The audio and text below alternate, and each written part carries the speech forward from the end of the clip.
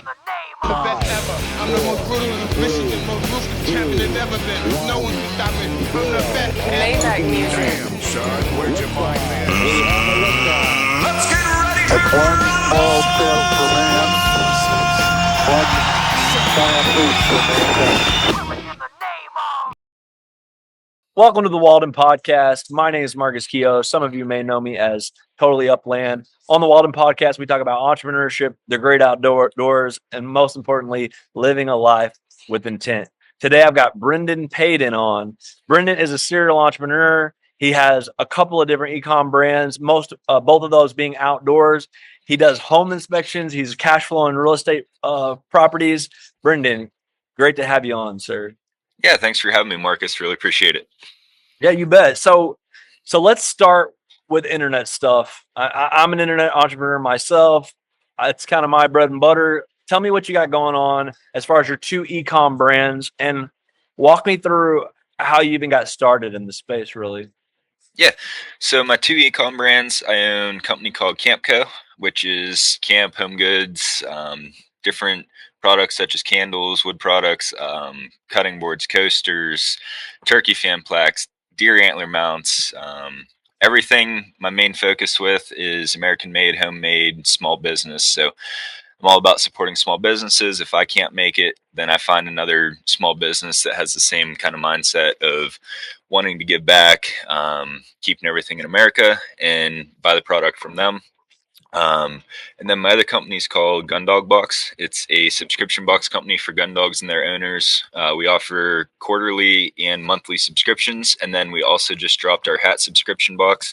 So that's going to be a quarterly box where you can get different upland hats or waterfowl hats, or if you select the combo, you might get something of either of those every so often. Hey, you might know a guy who's holding on to some upland hats. Hey. We'll talk about that afterwards. Yeah, you bet. Let's have that conversation. Yeah, absolutely. So, a couple of different e-com businesses. I'm all for Made in America. If we can do it, we should do it. So that's great. It's always local business. Local business number one. 72% of the U.S. economy are businesses with 5 employees or less here in the United States of America. God bless it. How do you get started in this, though? I mean, where did you start? Was it Gundog Box that you did first, and what was really the last domino that got you into it? Back in college, I worked in a small retail shop. It was sporting goods, so fishing, a little bit of hunting gear, and then a lot of work boots. So that's kind of where I got my start into sales, as well as just dealing with people in general. And then I met a good friend of mine through that store, and he was big into sales. He worked for a couple pretty large companies across the country, doing traveling sales. And then he decided he wanted to start a company called Uplander Pro, which was an online e-commerce upland store. So the main goal is to get basically anything upland related and be able to have it on there. So I got started with that with him. And then whenever I was helping him get that going, I decided I kind of want to do my own thing to be able to find a way to raise money for conservation. And that's where Camp Candles for Conservation came about. So I started with a dozen candles that I bought off of Etsy, and then turned around, resold those, took that money, put it into some candle making equipment, started making my own candles, and then wanted to kind of expand on that. So from there, I went from candles to the coasters, and then also we started selling some coffee, and then some wax melts and some other just typical stuff that you'd have around your home. And now we're here with that company. And then the same guy that I started up or worked with Uplander Pro with, him and I got in on Gundog Box. We bought it from another guy that was from out west, and we kind of grew that for a little while, and then he got busy with life and his full-time job. He decided to take the full-time job instead of continuing with Gundog Box. So then I bought him out of his part of that, and now it's me with Campco and Gundog Box. Let's go. So you're bearded, but you look like a young guy. Are you a digital native? I mean, is it tough for you to sit down and create an ecomm website, or is that a 10-minute ordeal and you're rocking and rolling? Where are you really technologically, would you say? Um, I'm probably somewhere in the middle. It takes me a little bit to get it the first time, but once I figured out how to do the website building, um, trying to make changes and stuff like that has come pretty easy. But just trying to pick up on it the first time definitely took a little bit of time to get the hang of. So, what are your words of encouragement for maybe a young entrepreneur or someone who's just just right there wanting to give it a shot? How would you push them off the edge and get them going? I would say start with finding someone that's doing it. Just shoot them a message. Most people that are in any kind of business are willing to help out and like to see other people get into it. So find someone, even if it's a smaller company that's just getting started, reach out to them and see, hey, maybe they need help, or maybe you can even work into part of their business, or they can give you some tips on, hey, I've been using this website builder. Check them out. It's pretty easy. Here's some tips that might be able to help you out. So find someone that's done it and they'll be able to guide you along. Sure, and probably you don't make the decision to start your own ecom brand unless you're an ecom consumer yourself, and you'd be blown away at what you can accomplish just by messaging some of your favorite brands that you're already using. You know, Yep. sometimes it's really close to home. I appreciate you sharing that. Yeah, absolutely. So you got two ecom stores. Are they more or less running themselves, or how do you have the time to do all of your other ventures?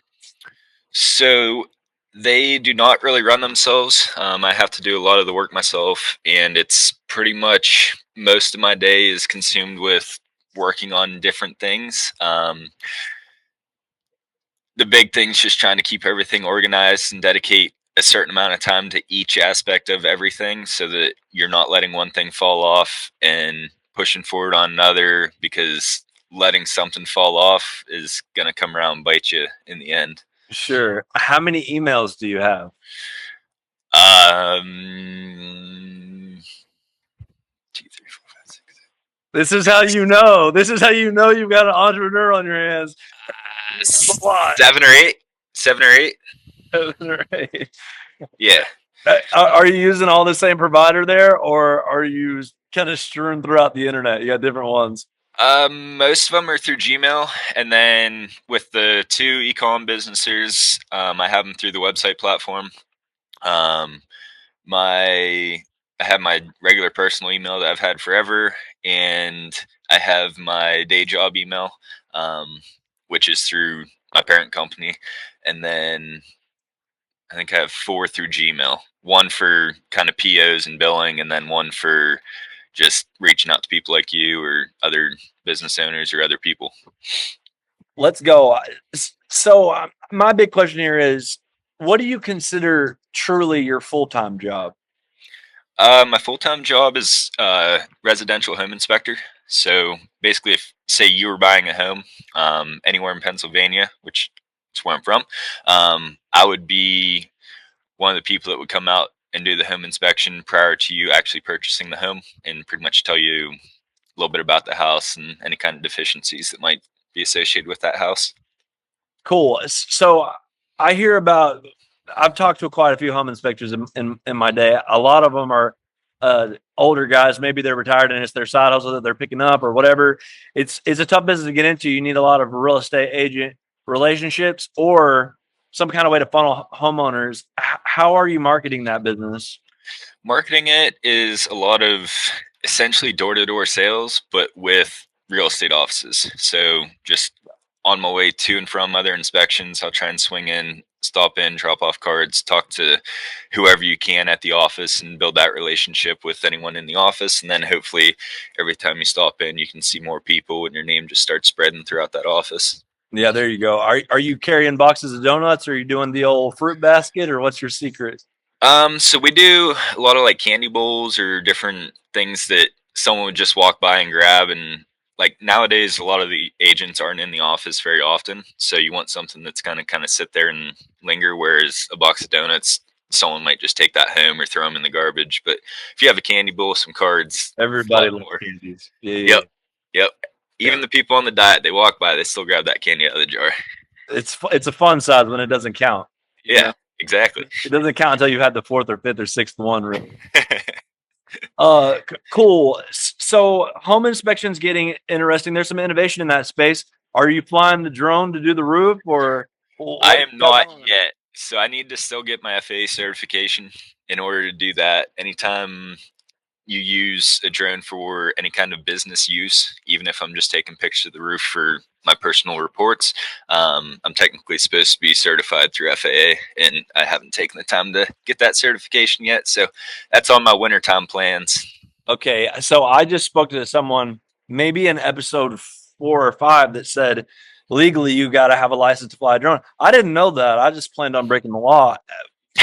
This specific to Pennsylvania, or is this a nationwide thing? That I don't know. I know for a fact in Pennsylvania, at least our company has said that we're required to. I haven't looked into it enough to know all the details on that. So you're working for a larger entity as a home inspector. Are they drumming up some of your home inspections for you? Or are they doing some of the marketing? Do they have to take on some of that burden, or no?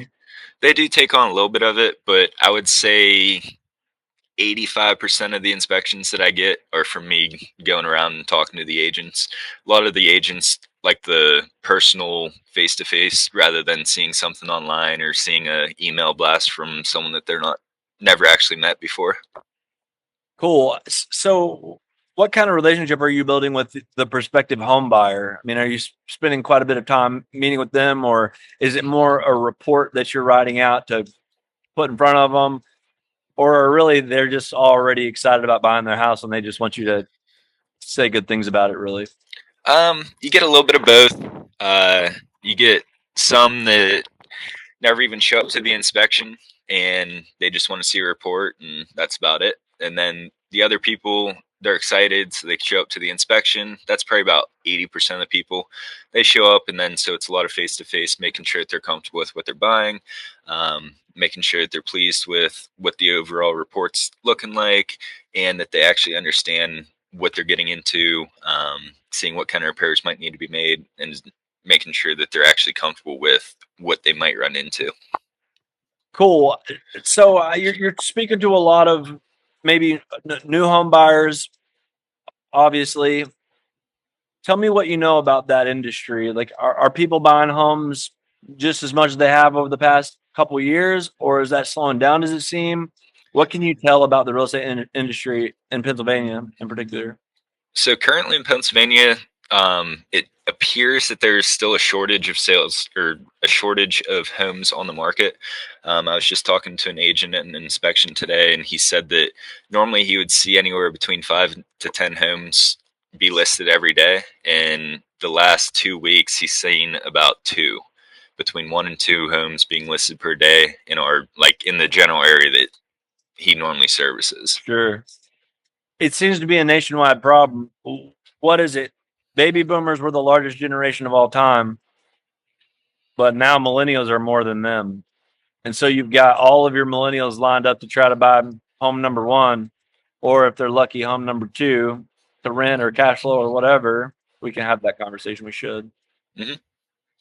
But your boomers are going to live forever. Science has gotten really good. They're going to live to be 100. That's the reality. Yep. So where do you go from there? Are general contractors building homes like crazy? Are they throwing up a bunch of specs around you, or is there anything being done to mitigate the problem? It seems like they're starting to kick off a lot more building. A lot more housing plans are starting to pop up around. And I don't know if it was like 2020, 2021, when there wasn't really too many homes being built due to the price of materials. If that kind of caused a shortage and there was a lot of people that just couldn't afford to build, and there was more houses that were being burnt down or tore down and not being rebuilt, or exactly what the deal is. But from my perspective, it was part of that. And then in our particular area, there's a lot of people that moved out west to California for the higher paying jobs that now seem to be moving back home because they can work remotely, making that same money. So it seems like there's a lot more people coming into our area versus leaving the area. Yeah. So you're getting an influx of people, not necessarily more homes, and less homes going up for sale. Yep. Why are people holding on to their homes, you think? What's that? Why are people not selling? A lot of people are afraid of the high interest rate right now. I think it was 2 years ago or so, we were kind of at an all-time low or close to one of the all-time lows, down to 3%. The one guy that I was doing an inspection for today, he was at 7.8%. So Right. they're just afraid to see that high interest rate plus the high housing prices. Right. And Even if you sell your house for some giant equity deal, you still got to turn around and buy a home that's also inflated and at a ridiculous interest rate on top of it. yep. And so it's quite the conundrum. People can't move, even if they really wanted to. You've got some hands-on experience with this, entrepreneurially speaking. You're purchasing some rentals. It sounds like you've already gotten one under the belt. Walk me through that. When did that happen? What'd you do? Did you have to flip or? Yeah. So 2 years ago, actually, I started looking into it about 2.5, almost 3 years ago, just looking around different places. And one of the places that was in town, that on another job I was doing the mowing and landscaping for, the lady had went into a nursing home, and the she was a hoarder. There was cats that lived in there, and it was pretty run down, had to deal with all the odors and all that. So the daughter wanted to sell the place, but she was afraid of having to go through a realtor, have to go through listing it, having to have to deal with the showings, and especially in the condition that the home was in. So she just let it sit on the market, paid us to mow the property, and then also paid the taxes and everything on it for about 1.5 years. And then finally, I just sent her a text and said, "Hey, I'm interested in buying this place. It's a rental property. If you ever want to sell it, like, let me know. I don't care what kind of shape it's in. I'll take a look at it. I'm also doing home inspections, so we won't have to deal with that." My word, good. Whatever. Yeah. Is Yep. Trust me, really. Yep. So kind of know what I'm getting into. Don't worry about it. Like, the deal will go through. And she texts back and was like, "Yep, I think we'd like to sell it. This is what we're like. This is what we're looking to get out of it." And it was actually below what I was going to offer. So I'm glad she made the first offer and didn't negotiate, and because it was plenty low. Less, lady. Say less. We'll take you. Did you pay cash for it, or did you put it on a note, or what'd you do there? So whenever right before that, we had refinanced my original house, and we had put a ton of work into that home. So we had a bunch of equity, plus with the lower interest rate at that time. So we were able to, so we were able to do a cash out refinance on it, pull that out. It raised our monthly payment by about $300, and we were able to pull out about 70 grand. And we took that cash, put it down on the rental property, and then we had some cash left over to do all the renovations to it. And then we were able to get a renter in there that covered. It ended up cash flowing about $250 to $300 a month, after pulling some money out to help cover any kind of future repairs. So practically break even on what went up on your mortgage, but now you own another asset. And however long the note is, I mean, soon it's a full-blown cash flowing asset. Correct. Yeah, that place will end up paying for itself in about 7 or 8 years. Yeah, let's go. Yep. Let's freaking go. Once you get a taste for it, you're already looking for another one, I would imagine. Yep. Just trying to find the right one that, I don't know, not trying to rush into it and take on more than I can handle. So just trying to find the right place. Sure. Always looking for an off-market deal, I would imagine. Or how often are you scraping the MLS and going, well, is there something out here that's maybe an expired listing or something? Or how are you doing that? Most of the time, it's just from driving around looking at places that you don't really realize that people are either moved out of, or you just look for a place that the grass is overgrown or kind of run down looking. And then it's pretty easy. You can even hop on Onyx Maps and figure out who the property owner is and learn how to figure out where they're at. Oh, let's go Onyx. There was the plug right there. Yeah. Plug on it. Sponsor him.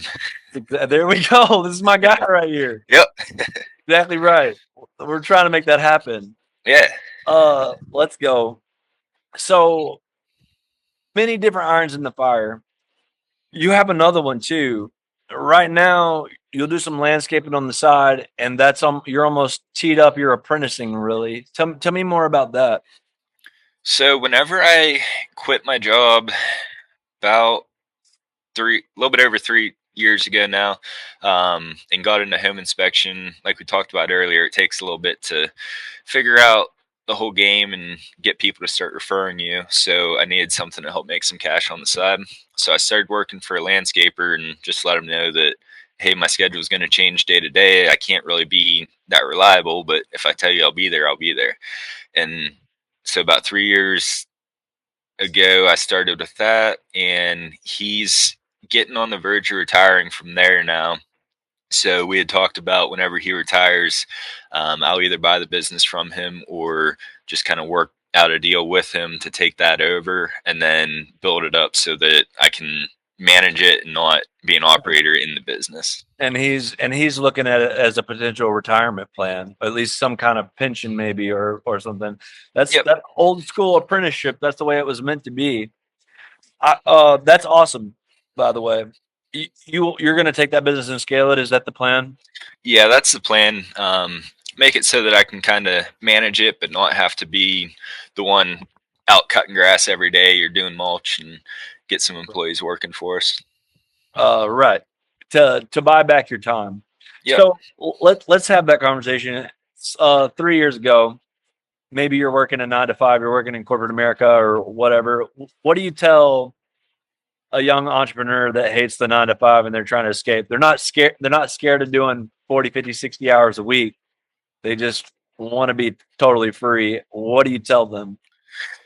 That the first year, at least, while you're trying to get into it, it's definitely going to be probably a lot more than what you might think. But once you get through that first year or so, things start being able to get a little bit more organized. You kind of get your feet underneath you, and you can kind of start working and getting that time back. So I would say definitely keep that 9 to 5 if you can, and just do a little bit extra. Do a few hours here and there every night, and keep building that business rather than just taking the plunge right into it, because you might get overwhelmed. You got to have an escape plan. You got to have built the bridge a little bit. Yeah, and a lot of times you have to put a little bit of money into that business too. So you want to make sure that if you're just going to dive right in and get rid of the 9 to 5 and start your own business, make sure that you have that little bit of a buffer there. If not, you might panic. Your wife might get on you. Your husband might get on you and start making things a little bit more stressful. And then you're just going to give up your dreams of being more independent and having your own thing. And then you might end up back at your old 9 to 5. Yeah, sure. I'm curious to know what your perspective is on this, but from what I can tell, for most entrepreneurs, especially in their 30s, early 30s, even mid 30s, they're almost always diversified. A lot of times you hear about some your Zuckerbergs or whatever make Facebook and it's $1 billion company, but typically your day-to-day entrepreneur, your common entrepreneur, they're actually diversified from the jump. They have 4 or 5 or 6 things that they're really doing to put food on the table. Would you say that that's true for other entrepreneurs that you surrounded yourself with? I would say that's true. You definitely need to be diversified and be able to do multiple things too, and that also helps shorten the learning curve. But I would say the quicker you can help, as you said earlier, buy back your time. So get other people in on it and get employees to help manage certain aspects of it that maybe you're not the best at, or maybe it takes up so much time, but you're not really making a ton of money off of it. So you can get someone else to take care of that aspect of it. So it's great to be diversified, but also know that the quicker that you can get other people helping some of those different things, the quicker you'll be able to take off and be able to do even more and do bigger things. Yeah, let's go. Buy your time back. Yep. Either automation or make the right hires.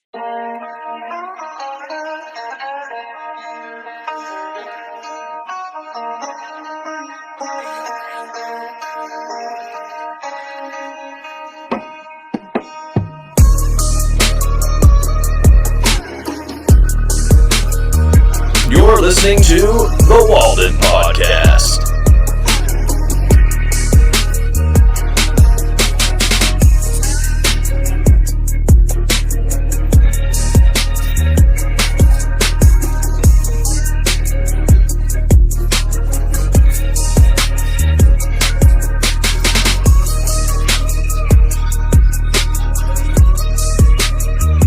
So, Brendon, we've heard you as the businessman, you as the entrepreneur. I'm curious to know kind of where you are philosophically. Tell me, when you're not working your 4 or 5 or 6 different jobs that you've got, what are you doing? How do you unplug? I normally take the dogs out and either just take them for a run, go hunting. I do a little bit of field trialing with them. And then my in-laws also in a regulated shooting grounds, so private pheasant preserve.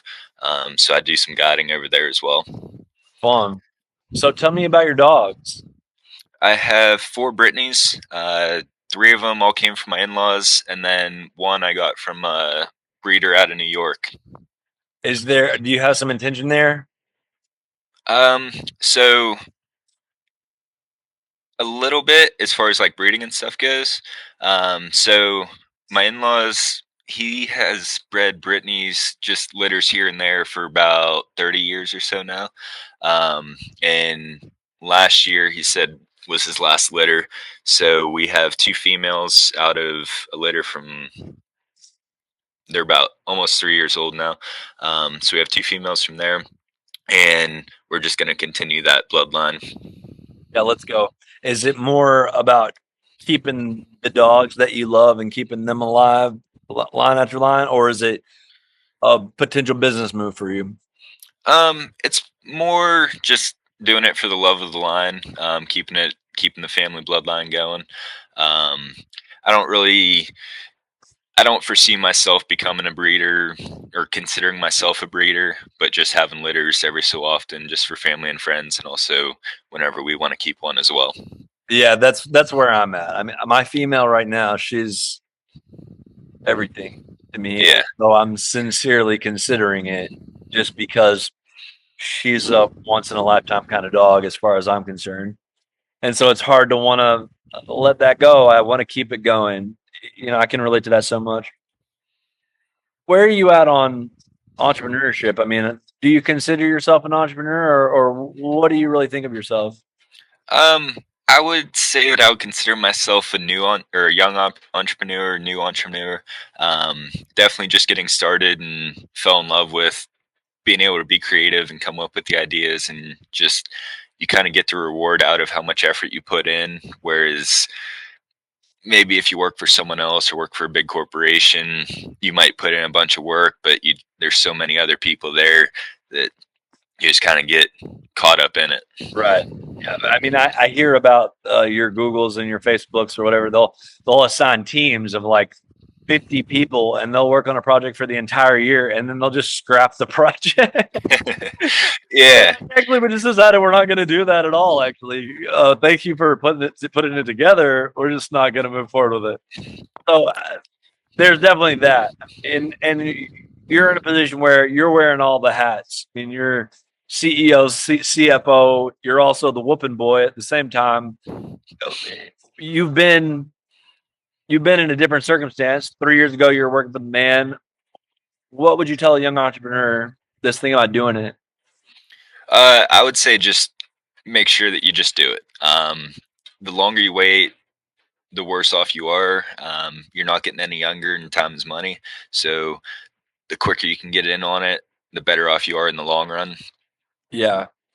So did you just happenstance end up doing 2 ecom brands that are outdoors, or was that with intent? I mean, you're an outdoorsman, you got a few bird dogs, you're a Yeah, bird owner. Is that an escape route? Is that an exit strategy, or what is it really?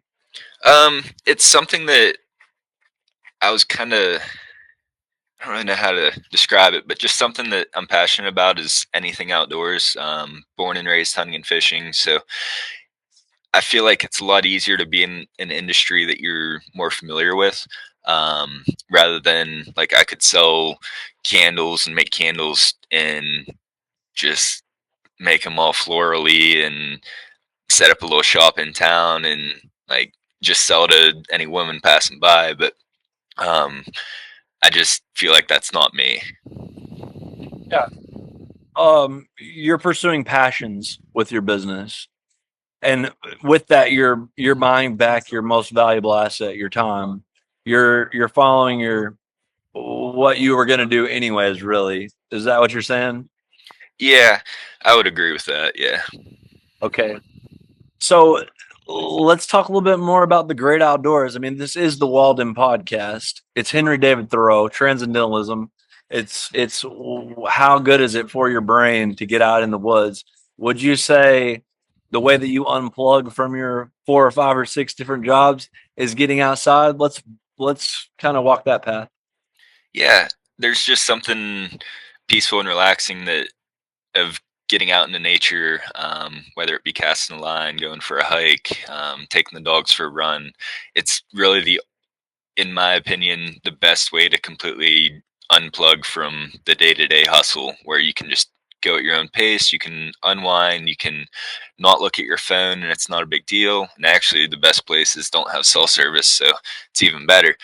Um, Yeah. but just something about nature allows me personally to completely unplug and just not even think about what's actually going on in the world. Yeah, so let's explore that. I mean, between the ecom brands, home inspections, which I'm sure you're typing those reports up on the computer, landscaping, you're getting outside a little bit for that. But between all the different roles that you're rocking, what percentage of your day is really screen time on the computer? On an average day, so say awake for 16 hours, I would say there's at least 10 hours of screen time. Yeah. Yeah, and that's the future. Really, any millennial listening is going to be able to relate to that. And that's 10 hours of screen time on a computer. That's not even calculating you texting your old lady or whatever on your phone too, right? Yep. Yep. I would say that's screen time between the computer and then also being on Facebook and Instagram, creating posts and messaging back with people. And that's work. Yep. Right. So with that, getting outdoors, maybe it really is the only hack to getting off the screens. What other option is there? Yeah. It's pretty much the only option to me, just being able to go outside and separate everything. Yeah. So you're a bird hunter. What kind of birds are you chasing in Pennsylvania? Pennsylvania, we have put and take pheasant. It's all game commission ran, stocked. And then we have wild ruffed grouse, which the population's actually diminishing quite a bit over the last 10 to 15 years. And then we also have American woodcock, and then a lot of waterfowl as well. Let's go. So you're a conservationist yourself. I mean, you started a business with the backbone of conservation. Tell me where you're at on it. Tell me what you're doing in the conservation space. I'm curious to know. Yeah. So a lot of conservation was the reason behind Campco. I was not able to actually make any kind of events just because of life getting in the way. I wasn't able to go to habitat work days, banquets. I always seemed to have something else going on. I couldn't give back to the organizations that were supporting my hobbies. So that was part of the reason why Campco came about, was to be able to at least give money back, because everyone's pretty tight on money right now, so I needed a way to help get a little bit extra cash that I could give back to these organizations. And actually, the main one was Rough Grouse Society, because, like I said, over the last about 15 years, our rough grouse population here in Pennsylvania has dwindled quite a bit, to the point where you might have a good day of getting 4 or 5 flushes, where 15 years ago, even without dogs, you could have 15, 20 flushes in a morning. With good dogs, you were at about 30 to 35 or more. Is it deforestation, or what is the problem? There's a lot of different, I guess, speculation. Everyone has an on it right opinion now. on this. There's different opinions. Yeah. I'm So interested to hear yours. there, from what I can tell, there's a lot less logging going on right now, so we don't have the newer successional forest growing back up. In my opinion, our deer herd is pretty big right now, so they're actually thinning out the forest by how much tree buds and different things. They're actually keeping the forest 8 way down, so you're not getting that thicker, younger growth coming up that the grouse thrive on. And then there's also a lot of studies going on with the West Nile virus affecting the grouse in Pennsylvania, and they're saying if they had really good habitat, it might be a little bit better off, or they might be a little bit better off. But with marginal habitat, once they're affected with West Nile, they just can't survive it. And I haven't read too much into those studies to know all the little details of it. It's all just kind of quick glances at things. Sure. So that's just what I've been hearing. Sure, and you're doing your part. You've got Camco Goods, and you're contributing to folks that are doing all the research. Really, what about those organizations made you pick them? Just because it was close to home. So my job about 4 years ago was actually a few streets over from the Rough Grouse Society headquarters here in Pennsylvania.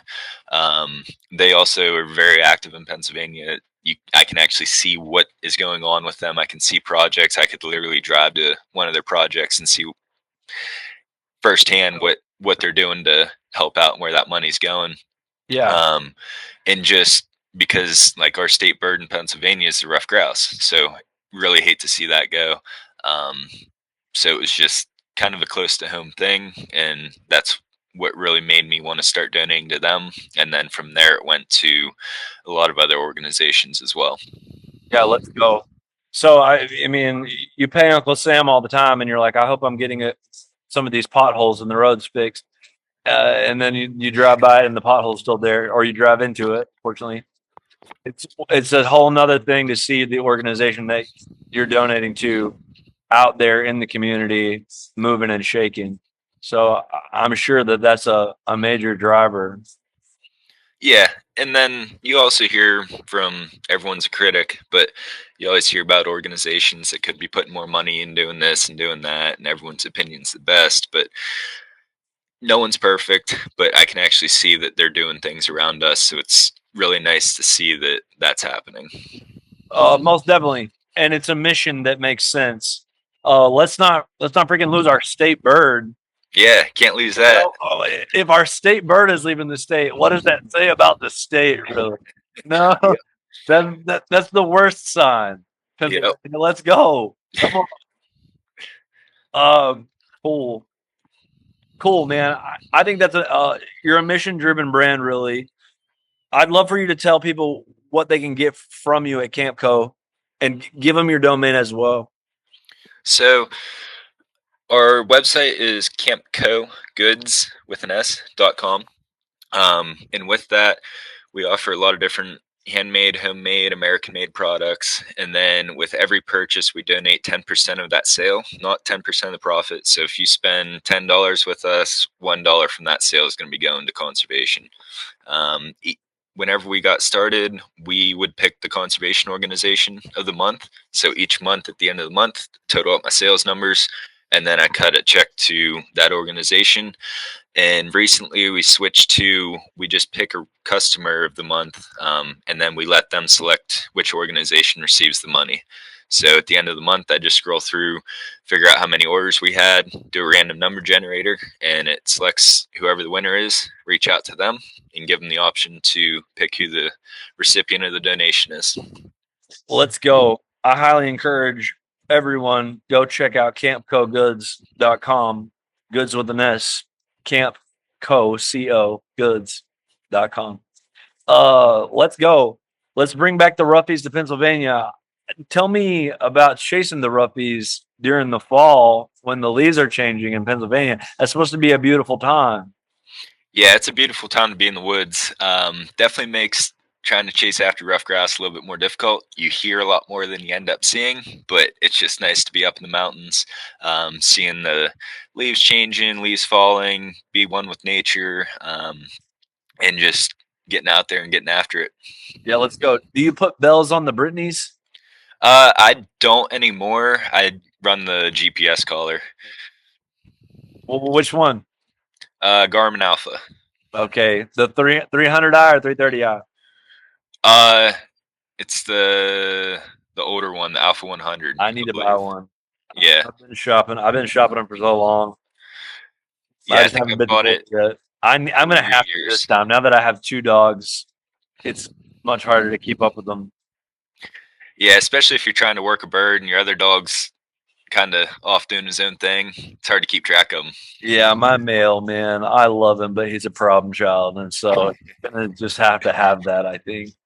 Or at least that's what I tell myself with my other very long laundry list of gear that I want to buy, or I tell myself I need to buy. Oh, you definitely need to buy everything. Yeah, exactly. Exactly. Well, cool, man. What else, really? Is there anything that you want the people to know about Brendon Paden? Nothing that I can really think of, but I would just hard say, question to answer. yeah, that is a super hard question. I think I would rather say that as far as entrepreneurship goes, or anyone in the great outdoors or anything, is just don't be afraid to talk to people and don't be afraid to ask questions. So if you have even the slightest bit of interest in any of it, just hop on Facebook, hop on Instagram. Don't be afraid. Send someone a message that is out there doing what you want to be doing, and just try and connect with them and go from there. Yes, and whether the first person welcomes you with open arms or tells you to go kick rocks, do it 99 more times, and there are going to be so many people that throw you the life raft. Is the reality. There's people that are happy to pour into you. Absolutely. There's a lot of people out there that are trying to do good and give back and help others be able to do the same things that they've been able to enjoy. And you wouldn't be the first person that desperately wanted to exit the 9 to 5. Yep. There's a million other entrepreneurs that know that pain all too well. And again, we'll throw the life raft, I think. Yeah, I would say there's a lot more people that want to help you than don't want to, but definitely don't get discouraged if your first 10 either don't respond or tell you to kick rocks, because it might be that 11th, it might be the 100th, but just keep trying, and heck, even reach out to me. I might be able to help you out, or I might know someone that would be willing to help you out in your area. Likewise, me too. Anything I can do. Well, Brendon, this has been great, man. I'm going to be able to get an hour cut out of this, no problem. I really appreciate you taking the time and sitting down. It was great to meet you. Well, I know we've chit-chat some via text, via message on Instagram or whatever, but it was I thoroughly enjoyed sitting down with you today. Yeah, absolutely. It was nice actually seeing you face to face. Yes, so, agreed. It feels like we've met now. We haven't yet, but let me know when you're ready to come to Montana and do the upland slam. There's 3 kind of grouse where I'm at, and I actually need some help on the grouse game. Sounds like you already know that play pretty well. A little bit. My dogs struggle with it just because we don't get out enough. But if your dogs can handle it, I'll walk along with you. All right, let's go. You just let me know. Yeah, absolutely. The leaves change. Just saying. Yep. I at some point I want to go do the East Coast during the fall. Yeah. Even though I have never hit a woodcock, Oh, really? but I've missed a bunch of them. Yeah, they're a hard bird to hit for me. I don't know. It's because they wait, they hold so tight, and so and they flush, and when they do, it's just they're weird. Yeah. Got the trees, and I don't have a whole lot of experience shooting among the trees. I'm a That's true artist, is the yeah. reality. Yep. It definitely takes a while to finally connect on any of it, unless you get lucky, but that doesn't happen too often with them. Yeah, well, I'm always relying on luck. I think is my problem. So is Montana all it's cracked up to be? Is it pretty sweet out there? It's God's country. Yeah. Yeah, it's the most beautiful place ever, man. It's hard to beat. 10 minutes outside of my out of my front door, and I'm in the woods, climbing mountains. That's awesome. 25 minutes from my front door, I'm in my waders and I'm wet and I'm fly fishing. That's awesome. I'm jealous. One day I'll get out there. It's hard to beat. Yeah. Just say screw it and leave. I mean, there's not a whole lot of human beings. If you're Even looking at better. a lot of infrastructure, it's not the spot. If you're looking to get rid of all of that and never have traffic ever again in your life, it's the place, really. That sounds ideal. What I'm saying. I'm telling you, come on with it. Yep. I say we all move out there. Yep.